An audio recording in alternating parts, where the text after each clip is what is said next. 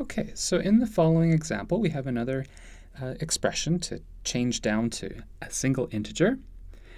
And let's try to do any logical simplification that we can do to begin with. Maybe bracket off the parts that we'll have to deal with separately. So there's this minus 3 divided by all of that. So whatever number that bracket comes out to be, we'll just have to sort out, but we'll do what's in that bracket first. And then I'm also noticing that we're subtracting, but there's a negative 3 there. So it seems quite convenient to change that subtraction. Instead of writing 1 minus, we'll write 1 plus, and we just have to take the opposite sign on minus 3. So we will write just 3 on the top. Now, on the bottom of that 3, we have 1 minus 5/6. So let's write 1 as 6 over 6. Let's try to think about this quickly off the side. So the 6 over 6 is being subtracted with 5 over 6, so that will produce 1/6. So 1/6 goes right there, and that's all being divided by 2. And the whole thing is being divided by 37.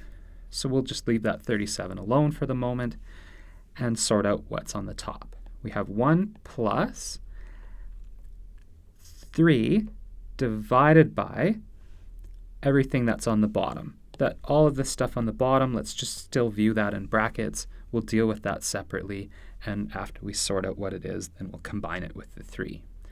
So right now, we have 1/6 divided by 2. So we can exchange that for 1/6 multiplied by 1 over 2. All of this is being divided by 37 still.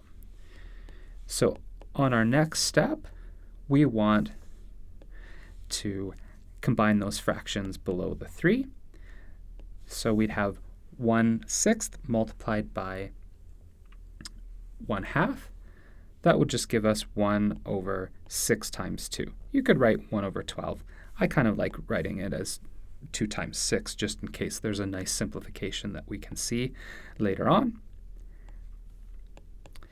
Now we'll deal with the 3 divided by everything that's below. So that would change into 3 multiplied by 6 times 2. And this is all being divided by 37. Now on the top, what we have is 6 times 2 is 12 times 3 gives us 36 plus 1 is 37. We have 37 over 37, so we simplify that all the way down to 1.